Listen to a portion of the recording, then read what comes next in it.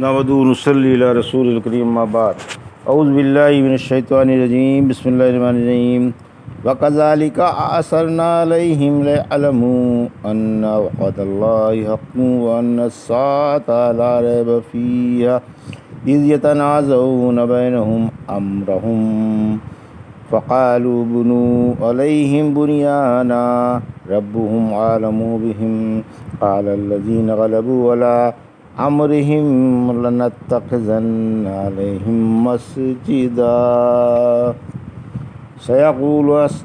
سيقولون ثلاثة رابعهم كلبهم ويقولون خمسة سادسهم كلبهم رجما بالغيب ويقولون سبعة وثامنهم كلبهم قل ربي يعلم بعدتهم ما يعلمهم إلا قليل فلا تمار فيهم إلا مراء ظاهرا ولا تستفت فیہم منہم احدا۔ ابھی آپ نے سورہ کہف کی آیت 21 اور 22 کی تلاوت سماعت فرمائی۔ ان آیتوں کا ترجمہ و تفسیر اس طرح ہے: وَكَذَلِكَ أَعْثَرْنَا عَلَيْهِمْ لِيَعْلَمُوا أَنَّ وَعْدَ اللَّهِ حَقٌّ وَأَنَّ السَّاعَةَ لَا رَيْبَ فِيهَا إِذْ يَتَنَازَعُونَ بَيْنَهُمْ أَمْرَهُمْ فَقَالُوا ابْنُوا عَلَيْهِمْ بُنْيَانًا رَبُّهُمْ أَعْلَمُ بِهِمْ قَالَ الَّذِينَ غَلَبُوا عَلَىٰ أَمْرِهِمْ لَنَتَّخِذَنَّ عَلَيْهِمْ مَسْجِدًا۔ آیت 21 ترجمہ: اس طرح ہم نے لوگوں کو ان کی خبر کر دی تاکہ انہیں معلوم ہو جائے کہ اللہ کا وعدہ سچا ہے اور قیامت میں کوئی شبہ نہیں۔ جب لوگ آپس میں اپنی بات میں جھگڑنے لگے اور کہنے لگے کہ اس غار پر کوئی عمارت بنوا دو، ان کا پروردگار انہیں خوب جانتا ہے جن کا ان کے معاملے پر غلبہ تھا۔ وہ کہنے لگے ہم یقیناً ان کے پاس مسجد بنائیں گے۔ یہ تھا ترجمہ سورہ کہف کی آیت 21 کا تفسیر۔ زندگی بعد الموت کا نمونہ آیت 21، یعنی اس طرح ہم نے لوگوں کو ان کے حال سے خبردار کر دیا تاکہ انہیں اللہ کے وعدے کی اور قیامت کی سچائی معلوم ہو جائے۔ کہتے ہیں کہ دقیانوس اور اس کی رعایا کو زندگی بعد الموت میں اور قیامت میں شک تھا۔ بعض لوگ کہتے تھے کہ روحیں اٹھائی جائیں گی، جسم نہیں۔ اللہ نے اصحاب کہف کو اس بات کی حجت و نشانی بنا دیا کہ زندگی بعد الموت روح اور جسم دونوں کو درپیش آئے گی۔ کھانا کھلانے کے لیے ایک شخص شہر پہنچا۔ کہتے ہیں کہ جب ان میں سے ایک شخص کھانا خریدنے کے لیے غار سے باہر نکلا اور شہر کی طرف بڑھا تو ہر چیز کا نقشہ بدلا ہوا پایا۔ یہ راستے سے بچ کر جا رہا تھا۔ آخرکار یہ شہر جا نکلا۔ اس شہر کا نام افسوس تھا۔ سمجھ رہا تھا کہ میں اس شہر میں دوسرے دن آیا ہوں، مگر یہاں تو صدیاں بیت گئی تھیں۔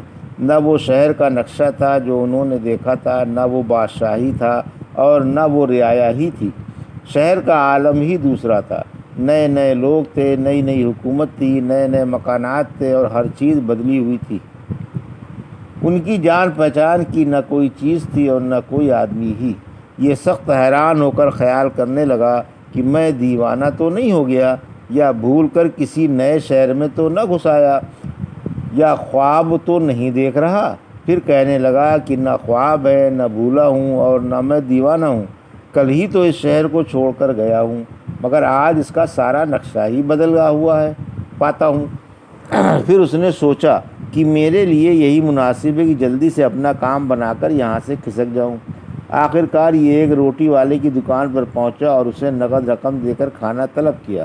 دکاندار یہ سکہ دیکھ کر سٹپٹایا اور اس نے اپنے قریبی دکاندار کو دکھایا۔ اسی طرح سکہ ایک ہاتھ سے دوسرے ہاتھ تک منتقل ہوتا رہا اور یہ فیصلہ ہوا کہ اسے کہیں سے پرانے زمانے کا گڑا ہوا خزانہ ملا ہے۔ لوگوں نے اس سے اس کا حال پوچھا کہ کہاں رہتے ہو اور یہ سکہ تمہارے ہاتھ کیسے لگا؟ شاید کہیں سے گڑا ہوا خزانہ ملا ہے۔ بولا میں تو اسی شہر کا باشندہ ہوں اور کل ہی یہ شہر چھوڑ کر گیا تھا۔ اس شہر کا بادشاہ دقیانوس ہے۔ لوگ سمجھے کہ یہ دیوانہ ہے اور اسے حاکم کے پاس پہنچا دیا گیا۔ حاکم نے اس کا واقعہ پوچھا۔ آخرکار اسے اپنا واقعہ بتانا ہی پڑا۔ یہ حیرت انگیز واقعہ سن کر لوگ اس کے ساتھ غار تک گئے۔ بادشاہ بھی اور دیگر معززین شہری بھی۔ جب یہ سب غار پر پہنچے تو یہ بولا کہ تم یہیں ٹھہر جاؤ، میں غار میں جا کر اپنے رفقا کو تمہارے آنے کی خبر دوں۔ چنانچہ یہ انہیں چھوڑ کر آگے بڑھا اور غار میں چلا گیا۔ پھر لوگوں نے انہیں ہر چند تلاش کیا مگر نہ مل سکے۔ اللہ نے انہیں لوگوں سے پوشیدہ ہی رکھا۔ یہ بھی کہا جاتا ہے کہ لوگ بھی اس غار میں گئے اور انہیں جا کر سلام کیا۔ بادشاہ نے انہیں گلے سے بھی لگایا۔ بادشاہ مسلمان تھا اور اس کا نام یندوسیس تھا۔ بادشاہ کو دیکھ کر یہ خوش ہوئے اور اس سے دیر تک بات چیت بھی کرتے رہے۔ پھر اسے رخصت کر کے اور سلام کر کے اپنی خوابگاہوں میں جا سوئے۔ پھر انہیں اللہ نے موت دے دی۔ پھر فرمایا کہ جس طرح ہم نے ان کی ہستیوں پر انہیں سلایا اور جگایا، اسی طرح ہم نے ان کے زمانے والوں کو بھی ان کی خبر کر دی تاکہ انہیں معلوم ہو جائے کہ اللہ کا وعدہ سچا ہے۔ زندگی بعد الموت پیش آنے والی ہے اور قیامت بھی وہ وقت یاد رکھنے کے قابل ہے جب وہ قیامت کے بارے میں جھگڑ رہے تھے۔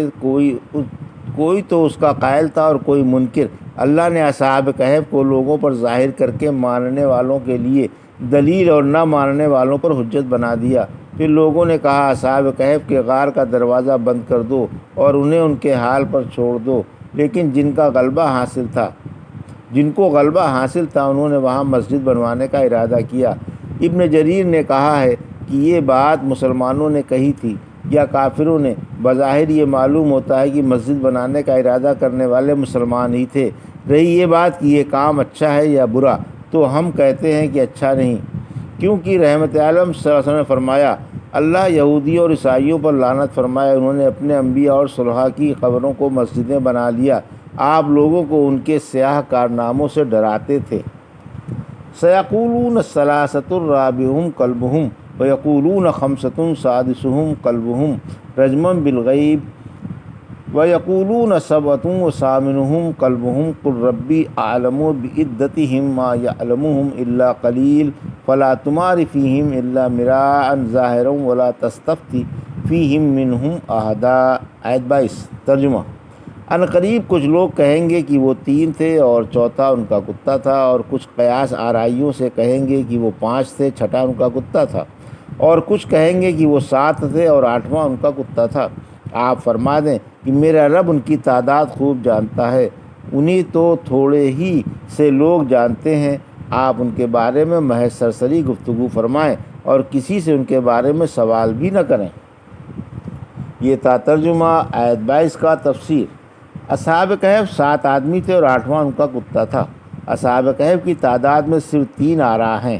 پہلی 2 رائیوں میں کو یہ کہہ کر کہ اٹکل پچو باتیں ہیں کمزور کر دیا گیا، اور تیسری رائے کو بیان کر کے خاموشی برتی گئی، یعنی اصحاب کہف 7 تھے اور 8واں کتا تھا۔ پھر فرمایا کہ آپ فرما دیں کہ میرا رب ہی ان کی تعداد خوب جانتا ہے۔ اس سے معلوم ہوا کہ اس قسم کے مقام پر معاملہ اللہ کے حوالے کر دینا اچھا ہے، کیونکہ اس جیسے مقام پر بلا علم و دلیل گفتگو کرنا جہالت ہے۔ البتہ اگر کسی بات کا کسی معقول دلیل سے ثبوت مل جائے تو اسے مان لیا جائے، ورنہ خاموشی برتی جائے۔ پھر فرمایا کہ ان کی تعداد تھوڑے سے آدمی جانتے ہیں۔ ابن عباس رضی اللہ تعالیٰ عنہ فرماتے ہیں ان تھوڑوں میں بھی داخل ہوں۔ اصحاب کہف 7 ہی تھے۔ یہ تھا سورہ کہف کی آیت 21 اور 22 کا ترجمہ اور تفسیر جو بھی آپ نے سماعت فرمائی۔ بارک اللہ لی و لکم فی القرآن الحکیم و نفعنا ایاکم بآیات الذکر الحکیم۔